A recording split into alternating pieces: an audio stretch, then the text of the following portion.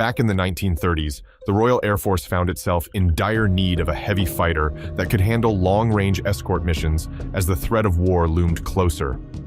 Enter the Westland Whirlwind Fighter, a plane that broke the mold. It soared into the skies just months before the war ignited, powered by twin Rolls-Royce engines that gave it a blistering speed, leaving many of its rivals far behind.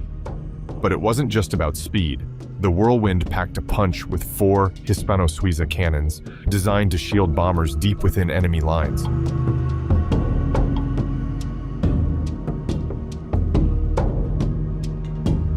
The aircraft's wings were crafted with precision, perfect for nimble, low-level attacks on a variety of targets. Its bubble canopy was a game-changer, offering pilots unmatched visibility, an essential feature in the chaotic air battles of the time. Yet, despite its advanced technology and powerful weapons, the Westland Whirlwind struggled to achieve the legendary status of planes like the Hurricane and Spitfire. In the mid-1930s, the United Kingdom ramped up its aircraft development efforts. Although Britain had been building planes since World War I, the looming threat of conflict with the rising Third Reich pushed the nation to be ready. Germany's Luftwaffe and Kriegsmarine were locked in a high-stakes contest to outmatch the Royal Navy and Royal Air Force. Despite the RAF's advancements with the Hurricane and Spitfire, both formidable in their own right, these aircraft were equipped with basic Browning machine guns from America and suffered from limited range. Experts in aviation foresaw a new era of air combat, one that demanded long-range fighters armed with heavy cannons.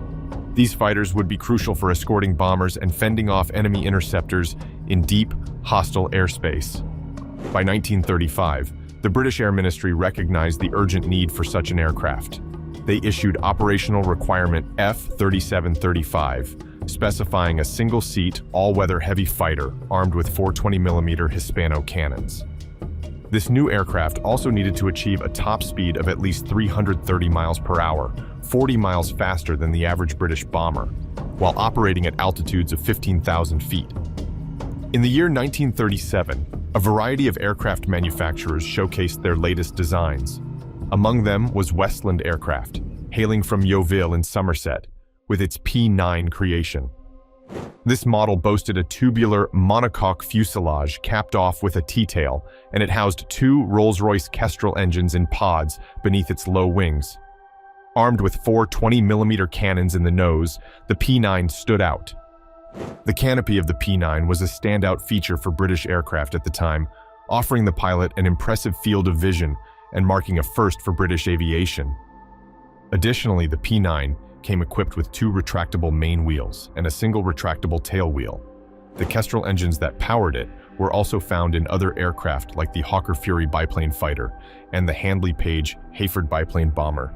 The P9 took its maiden flight in October of 1938. Its all-metal prototype left a lasting impression on the spectators, especially considering that planes like the Hawker Hurricane still used doped linen surfaces. Testing of the P9 was fast-tracked due to rising tensions with Adolf Hitler on the global stage. Germany had made a strong resurgence. The annexation of Austria and other territories heightened tensions with Britain and France, making war seem inevitable. The Air Ministry, initially contemplating immediate production of the Whirlwind, opted instead to swap out the Kestrel engines for the more powerful and supercharged Peregrine Rolls-Royce engines. These engines cranked out over 850 horsepower, a solid 200 horsepower boost over the Kestrels. In early 1939, as tensions simmered across Western Europe, the Air Ministry placed an order for 200 Westland Whirlwind aircraft.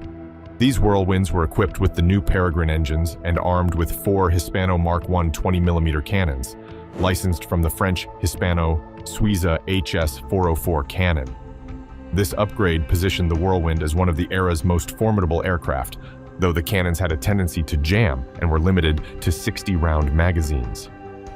The first production Whirlwind took to the skies in June 1940, right as France was capitulating to the triumphant Reich and the British forces were retreating from Dunkirk. The first deliveries of the Westland Whirlwind took place in July 1940, but only Royal Air Force Squadrons 137 and 263 received them. These units found the aircraft reliable, stable, and quick at low altitudes, yet it had its flaws. As the Whirlwind neared its service ceiling of about 30,000 feet, its performance plummeted. Also, due to its high landing speed, it wasn't suitable for short airstrips. Despite this, with a top speed exceeding 360 miles per hour, it matched the Spitfire in speed and outstripped it in operational range, offering twice the 400 miles of early Spitfire models. Although Squadron 263 had whirlwinds during the Battle of Britain, they didn't engage in combat against the German Air Force. Stationed in Scotland, the squadron wasn't moved to England. By the time it became operational in December 1940, the threat of German invasion had faded. By early 1941, British High Command realized that every Spitfire and Hurricane the industry could churn out was needed to continue battling the Germans, especially without extra support from other Allied forces. To simplify production, Rolls-Royce decided to concentrate on the more powerful Merlin engine, used in both the Hurricane and the Spitfire, halting development of the Peregrine engine used in the Whirlwind. As a result, no more Peregrine engines were produced, bringing Whirlwind production to a standstill after only 11 aircraft were delivered. The final Whirlwind rolled out in early January 1942. While the Whirlwind missed its chance to shine during Britain's most critical period of defiance against the Wehrmacht, it still saw combat in those crucial months when the United Kingdom was fighting off the German Luftwaffe with minimal Allied support. The handful of British pilots who had the chance to fly the Westland Whirlwind in combat spoke highly of its performance and handling. Take Sergeant G.L. Buckwell from 263 Squadron, for instance. Shot down while battling enemy forces over Cherbourg, France, he fondly remembered the experience, saying, "Great to fly. We were a privileged few." Looking back, it's clear that an innovative aircraft like the Whirlwind needs either extended development or broad service to fully tap into its potential and iron out its flaws. During World War II, many such planes faced rushed development or limited deployment, leading to early issues being seen as permanent faults. The airmen who flew the Whirlwind held it in high regard, despite its challenges. But it wasn't all smooth sailing. Renowned Royal Navy pilots like Captain Eric Melrose Winkle Brown, who tested over 490 aircraft, found the Whirlwind lacking, mainly due to its underpowered engines compared to other British planes that were already matching the Axis fighters. Complaints often focused on the high landing speed caused by its wing design. The Peregrine engine's limited production meant no redesign was possible to fix this problem. Even after the Battle of Britain, the Westland Whirlwinds continued to be used against the enemy, albeit in small numbers. These squadrons carried out low-level attacks across the English Channel into occupied France, occasionally succeeding against German fighters in close-quarters skirmishes. In February of 1941, a Whirlwind shot down a German Arado AR-196 float plane near the English Channel. But the victory came at a steep price as the British aircraft lost control during the dogfight and crashed into the sea, claiming the pilot's life. Other units of the Westland Whirlwinds weren't just hanging around. They were out scouting the ocean for German Kriegsmarine submarines and speedy E-boats patrolling the English Channel. Despite being limited to this region and northern France, they often found themselves in dogfights with formidable Axis aircraft, like the Focke-Wulf FW-190s, Messerschmitt Bf-109s, Junkers Ju-88s, and Dornier Do-217 bombers. The 263 Squadron wasn't just on patrol duty. In late 1941 and early 1942, they joined in on daytime bomber escort missions. In August 1941, these Whirlwinds showed off their 20mm cannons while escorting 54 Blenheim bombers during a raid on German power stations in Cologne. Unfortunately, their short range meant they had to turn back near Antwerp, leaving the Blenheims to face German interceptors alone. Over 10 bombers were lost to the German defenses. The Whirlwinds, masters of low-altitude flight, also took part in anti-shipping missions. In one notable encounter, 4 of these British fighters were intercepted by a squadron of Messerschmitt Bf-109s. They managed to down 3 enemy planes with minimal damage in return. These victories led to the creation of Squadron 137 in September 1941, focusing on attacking railway targets in occupied France and Belgium. However, the Whirlwind's days were numbered. Spare parts became scarce, and the British military decided to prioritize their most popular fighters. There was some chatter among the top brass about revamping the Whirlwind with a Merlin engine, but this would have required a complete redesign. Britain, needing to crank out aircraft quickly to keep the enemy on edge, found redesigning the Whirlwind for the Merlin engine impractical. The Merlin was bulkier and a third heavier than the Peregrine, making the redesign and aerodynamics a tough nut to crack. As a result, the military decided to focus on developing the Spitfire and other single-engine fighters, letting the Westland Whirlwind take a back seat.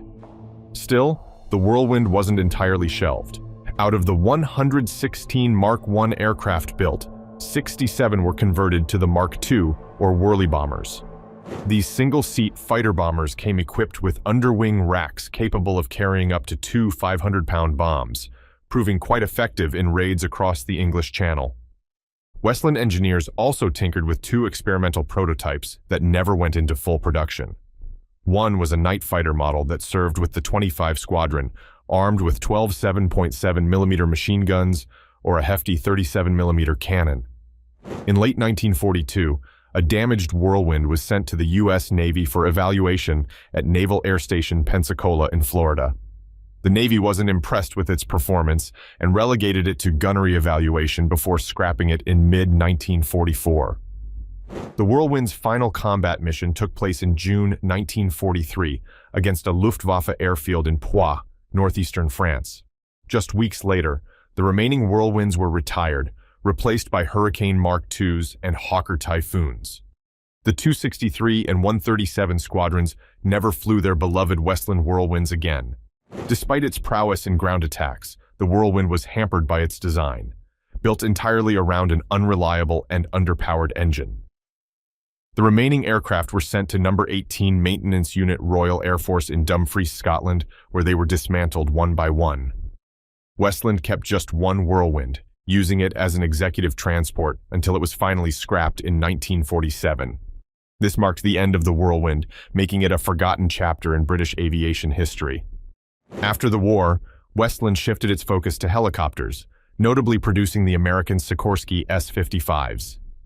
In a twist of fate, one of their first helicopters for the RAF and the RN was named the Westland Whirlwind, reviving the name in a new era of aviation.